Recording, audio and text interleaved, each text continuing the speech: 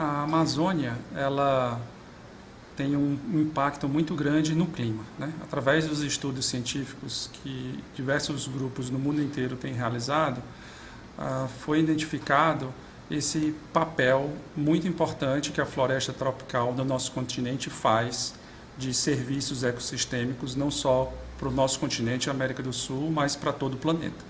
Então, um dos pontos que faz a Amazônia ser muito importante para o sistema terrestre é quanto à biodiversidade, né?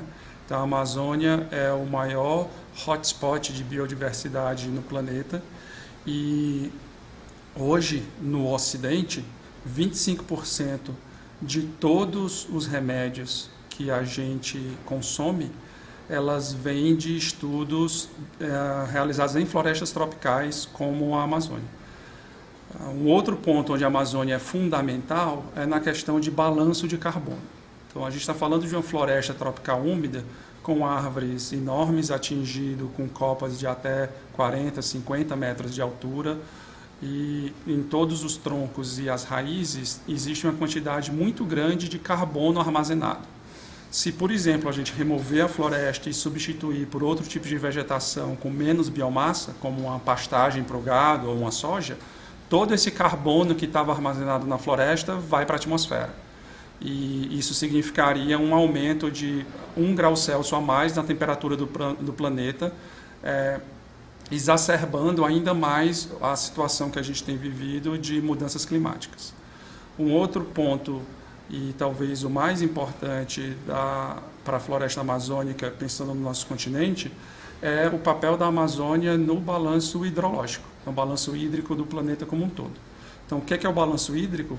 É a gente entender os caminhos da água no nosso planeta. A água vem do oceano, ela evapora, ela é transportada pelos ventos na atmosfera e ela chove em cima dos continentes, possibilitando existir vida abundante nessas regiões. E no nosso continente em especial, o interior do continente, até mesmo aqui na região sudeste, essa porção é muito úmida, muito mais do que em outros continentes, por causa principalmente da presença da floresta amazônica. Então, como que ela faz isso? Ela faz isso reciclando a umidade. O que é a reciclagem de umidade? Significa que parte da precipitação é devolvida para a atmosfera na forma de evapotranspiração. Evapotranspiração é a soma de evaporação comum, que a gente está acostumado, por exemplo, quando a gente coloca uma toalha molhada no quarto do nosso filho porque está muito seco e a gente espera a água evaporar para umedecer o ambiente. Então, superfícies de rios ou áreas alagadas na floresta amazônica evaporam a água para a atmosfera. Mas um papel mais importante, de fato, é a evaporação, a transpiração que vem das plantas. Então, a planta é um ser vivo, ela respira e ela também faz fotossíntese, nesse caso. E, ao fazer isso, ela devolve parte da água que ela retirou do solo para a atmosfera. E a gente não está falando de uma quantidade pequena. Uma árvore de porte grande na Amazônia, como as comuns que a gente encontra, com a copa de 20 metros de diâmetro, por dia ela joga 1.000 litros de água na atmosfera. É uma quantidade muito grande. Se a gente pensar na floresta amazônica como um todo, a gente está falando de 20 bilhões de toneladas de água por dia jogadas na atmosfera. Para dar uma ideia de quão grande é esse volume, isso é um pouco mais do que a vazão do próprio rio Amazonas, que é da ordem de 17 a 18, em vez de ser 20. Tá? E o rio Amazonas representa 20% de toda a água potável do mundo, que em todos os rios está fluindo para os oceanos. Então, essa quantidade de água que a floresta joga para a atmosfera é muito importante para manter o clima regional do nosso continente como a gente conhece. Tá? Por causa dos ventos que entram no continente, eles carregam essa umidade da Amazônia para outras regiões do nosso continente. A gente também tem uma barreira topográfica que são os Andes. E esses dois elementos combinados fazem com que esse fluxo de vapor de água que saiu da Amazônia vai irrigar o centro do Brasil, o sudeste, até o norte da Argentina, Paraguai e Bolívia. As estimativas atuais são de que de 20% a 30% das chuvas nessas regiões, que a gente chama o subtrópico da América do Sul, vem de água que saiu da floresta amazônica. Tá?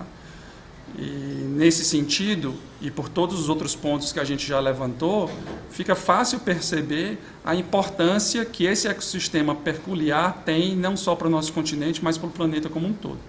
Então, seria fácil concluir que a gente deveria estar preservando, que a gente deveria estar estudando, entendendo como ele funciona, aproveitando, por exemplo, a biotecnologia que está ali disponível, né?